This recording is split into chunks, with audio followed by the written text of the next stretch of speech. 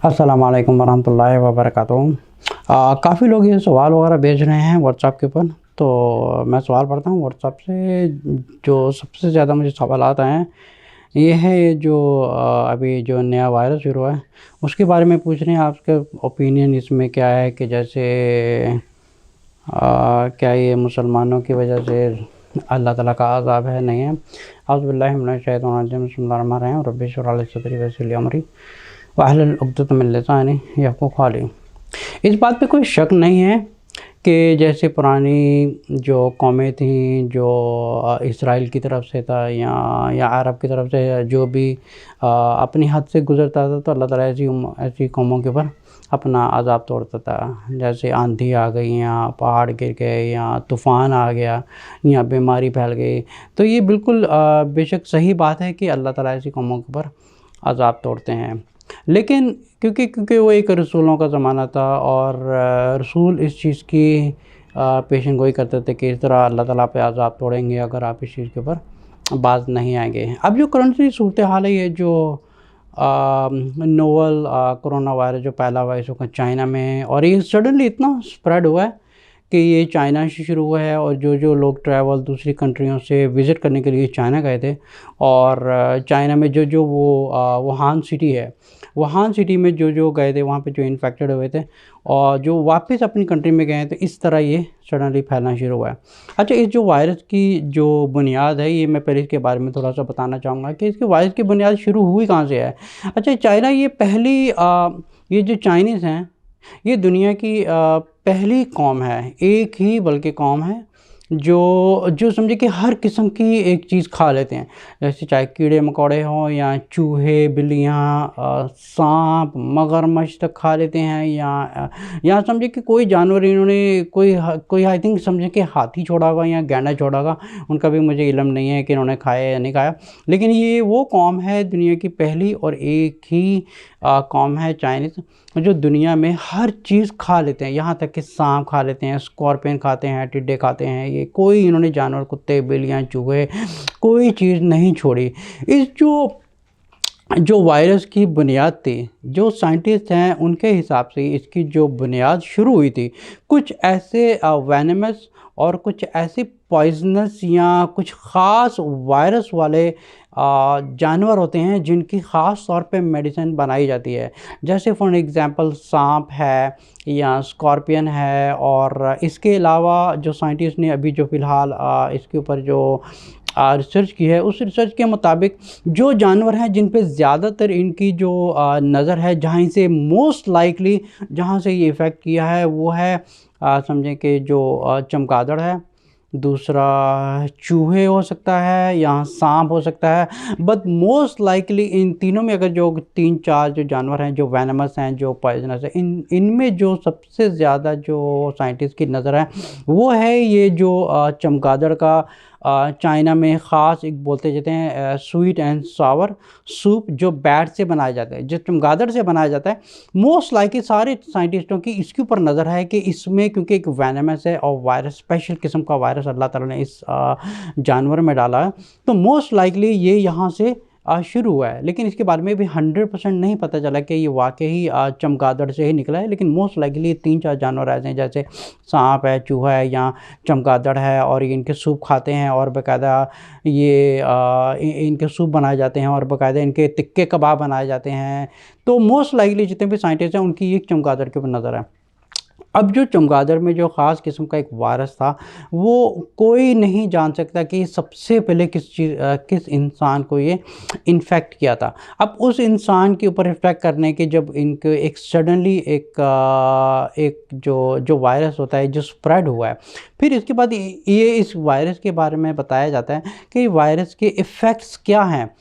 इस वायरस के जो इफ़ेक्ट्स हैं, इट इज़ सिमिलर टू खांसी है, नज़ला है, ज़ुकाम है या छींक आना है या रेस्पिरेटरी में इफ़ेक्ट आता है, और सांस में जो लंग्स में उसमें प्रॉब्लम आता है और किडनीज़ में प्रॉब्लम आता है। So it can effect anybody. लेकिन जो आम निमोनिया होता है या जो आम किडनी फेलियर होती हैं, जो आम रेस्पिरेटरी सिस्टम प्रॉब्लम होते हैं, या इसके अलावा जो लंग्स में एक जो हमारे अंदर हवा जाती है या हवा खारिज होती है,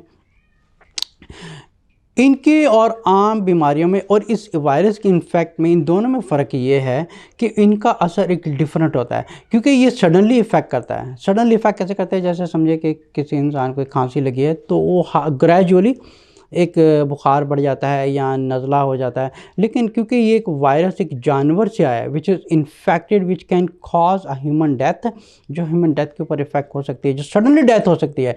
इसका जो इफेक्ट है, सबसे पहले इंसान की डेथ होती कैसे? इंसान की डेथ इसलिए होती है क्योंकि जब ये वायरस इफेक्ट करता है, सबसे पहले जो है स्किन के ऊपर इसके इफ़ेक्ट्स नज़र आते हैं। इसलिए चाइनीज़ ने सडनली इसके ऊपर रिसर्च करके सडनली कुछ ऐसे इक्विपमेंट तैयार किए हैं राइट अवे, जो एक जो समझो कि एक इंसान चलता जा रहा है और उसके ऊपर एक समझ लें कि एक जो एक्सरे का स्कैनर होता है, तो वो दूर से ही एक गन की तरह इन्होंने एक वो इक्विपमेंट बनाया जो सडनली दूर से ही उसके सिम्टम्स जो बॉडी पे होते हैं, जैसे पिंपल्स हो गए, ये ख़ास तौर पे उनके असरात होते हैं, that is different than the regular fever, that is different than the regular pimples. इन लोगों ने ख़ास तौर से इस इक्विपमेंट को तैयार किया जो राइट वे इन लोगों ने एयरपोर्ट पे भी दे दिए हैं और जगह जगह बाज़ारों में ये स्कैनर लगा दिए हैं कि जहाँ से इस किस्म का कोई शख्स गुजरेगा, जहाँ पे ये वो उसको सिम्टम्स को पिकअप करेगा थ्रू द स्कैनिंग और उनकी स्किन के ऊपर इफेक्ट करेगा, तो सडनली उसको स्टॉप बाय करके उसको पुल ओवर करके उसको साथ में ले जाएंगे लेबॉर्ट्री में और उसको ट्रीटमेंट करेंगे। अच्छा, इनकी सिर्फ 2 स्टेजेज़ हैं। 2 स्टेजेस के हैं अकॉर्डिंग टू माय रिसर्च, कि पहली स्टेज ये है कि आपको इन्फेक्ट करता है। अगर इन पहली दफ़ा इन्फेक्ट किया है तो ये एक ऐसा जरासीम है जो, अच्छा ये एक जरासीम ऐसा है, ये इसमें 2 स्टेजेस हैं। पहली स्टेज है कि ये आपको सडनली इन्फेक्ट होता है और इसकी दूसरी स्टेज है जो सडनली अगर पहले स्टेज में इसको नहीं पकड़ा गया तो सेकेंड स्टेज इसकी ये पूरी बॉडी में इफेक्ट होते हैं। राइट अवे जो सबसे पहले इफेक्ट करता है, ये सबसे पहले जो इफेक्ट करेगा वो इफ़ेक्ट करता है रेस्पिरेटरी सिस्टम के ऊपर, जो सडनली आपके लंग्स को ब्लॉक करके राइट अवे इंसान की डेथ हो जाती है। These are the only 2 stages. जैसे फॉर एग्जांपल दूसरी बीमारी होती है first stage, second stage, third, जैसे कैंसर की स्टेजेस होते हैं, फिर बोलते हैं हमारी लास्ट स्टेज है because it's too much spread all over the body. So similarly in the case of जो कोरोना वायरस है, इसमें भी सिमिलर केस है। फर्स्ट स्टेज है आपको इन्फेक्ट है, सेकंड स्टेज में सडनली स्प्रेड होकर बॉडी में इतना फैल जाता है it's unable to catch it. अगर फर्स्ट स्टेज में आपकी स्किन के ऊपर है या थोड़ा सा इफेक्ट है, they will catch it right away, but if you goes to the second stage it will not, the person will not survive at all, क्योंकि पूरी बॉडी में फैल जाएगा। अच्छा, ये दूसरे इंसानों में कैसे फैलता है? दूसरे इंसानों में फैलता है हवा के ज़रिए। अब कहते हैं जो साइंटिस्ट के मुताबिक है, अगर एक इंसान को ये कोरोना वायरस है, एक इंसान इन्फेक्ट करता है 14 लोगों को, इट्स ड्यू टू उसकी फुटेज भी मौजूद होगी और काफ़ी रिसर्च के बाद मैं ये बात कर रहा हूँ कि एक इंसान से उनके जो एस्टिमेशन है 14 लोगों को इन्फेक्ट करता है। अब 14 लोगों को एक इंसान इन्फेक्ट कर रहा है हवा के ज़रिए, सांस के ज़रिए, या खांस रहा है या बात कर रहा है, तो जरासीम समझे कि हवा में एक ठहर रहे हैं। अब जहाँ पर भी वो जरासीम जाके टच करेंगे that person will be get infected. अच्छा, होता क्या है कि अब 14 लोग हैं, 14 लोगों को अगर एक इन्फेक्ट कर रहा है, अब 14 लोगों को भी डिवाइड करो, अब 14 को 14 के साथ मल्टीप्लाई करें, फिर वो जो आगे मल्टीप्लिकेशन है उनको भी 14 से डिवाइड मल्टीप्लिकेशन करें, तो आपको पता चलेगा this is so much spreading suddenly disease के इंसान की ह्यूमन में ये इन्फेक्ट हो जाता है।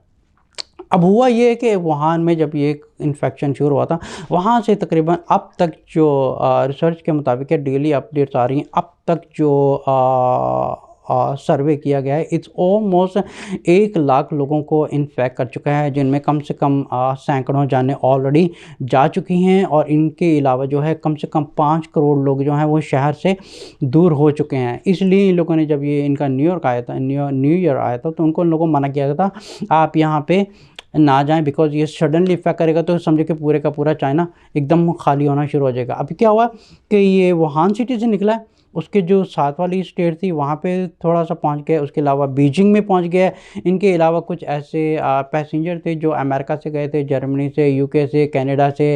अभी जर्मनी में एक नया केस पकड़ा इन्होंने, तो मोस्ट लाइकली जो वो लोग थे जो वुहान सिटी के रहने वाले थे, जो अपनी कंट्रीज में फैमिली को मिलने गए थे, अपनी कंट्री के जब वापस मिल के गए हैं, तो सडनली जब चाइना ने ये न्यूज़ को ग्लोबल अलर्ट किया है कि सडनली पूरी दुनिया वाले जितनी कंट्रीज है इस चीज़ के ऊपर अलर्ट हो जाए, तो सडनली जितनी भी फॉरेन कंट्रीज टेक्नोलॉजी कंट्री थे, it was easy for them to catch it. जैसे for example it's almost very hard and it's almost impossible to catch this disease अगर ये चाइना, अगर ये पाकिस्तान में जाएगी या इंडिया में या समझे कि जितनी गरीब गुरबा कंट्रीज़ वगैरह हैं, अगर यहाँ पे जाएगी तो it's really almost like very hard to find it. जैसे फॉर एग्जांपल अभी पाकिस्तान में एक केस हुआ है, जैसे उन लोगों के शक हुआ है किसी के ऊपर कि इसका वो जो ब्लड क्लॉट है उसको उठा के इन्होंने हांगकांग भेजा to test to confirm that this is something related to novel corona virus.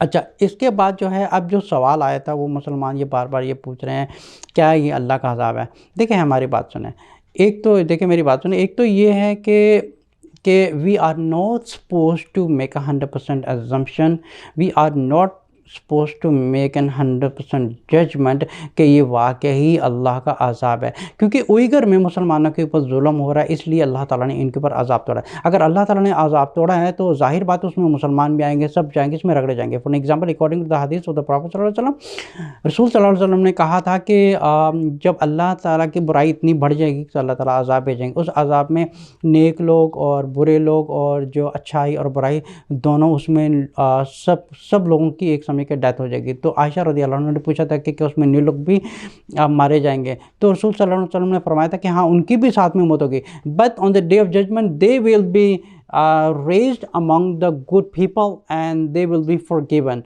उनकी एक तो एक है कि वो लोग रेज होंगे अच्छे लोगों में, क्योंकि अल्लाह ताला ने दुनिया में जब अज़ाब तोड़ना आता है, अगर बुराई ज़्यादा है अच्छाई कम है, तो इसमें अल्लाह ताला की हदीस के मुताबिक है वो समझे कि सारे एक सैलाब आता है सबको उड़ा के ले जाता है।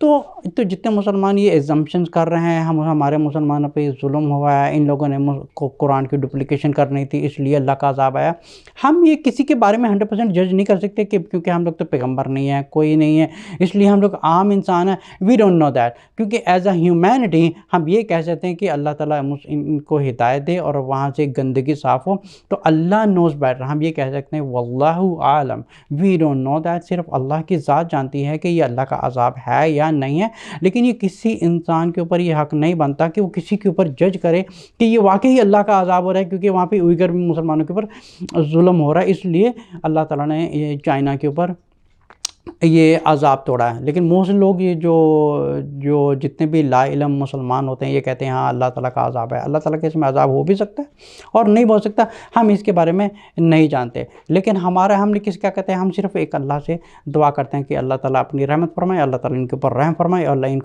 इनको माफ़ कर दे। और जितने भी ये मुसलमानों पर जुल्म हो रहे हैं हम उनके ये दुआ कर सकते हैं कि अल्लाह ताला तो इनका हिसाब कर। तो ये है वायरस की थोड़ी सी हिस्ट्री जो मैंने रिसर्च करके फाइंड की थी। एक तो ये कि अमेरिका में थोड़े से केसेस पकड़े गए हैं, जर्मनी में पकड़े गए हैं और काफ़ी कुछ ऐसी कंट्रीज हैं जहाँ पे केसेस पकड़े गए हैं, बट ऑल्सो ये ऑस्ट्रेलिया में जा चुका है। और इट्स समथिंग लाइक कि एक ख़तरनाक वायरस है जो सडनली स्प्रेड होता है। इसका ऐसा नहीं कि थोड़ा स्टेप बाय स्टेप फैलेगा। इट इज़ सिमिलर टू जो अब थोड़े टाइम पहले अगर कुछ लोगों को याद होगा कि अफ्रीका से एक वायरस निकला था जिसका नाम था एबोला, और ये आई बिलीव कि सीरा लियोन से निकला था। अच्छा, ये जो कोरोना वायरस है this is not something brand new, this was the very first time was found in 1960 में पकड़ा गया था।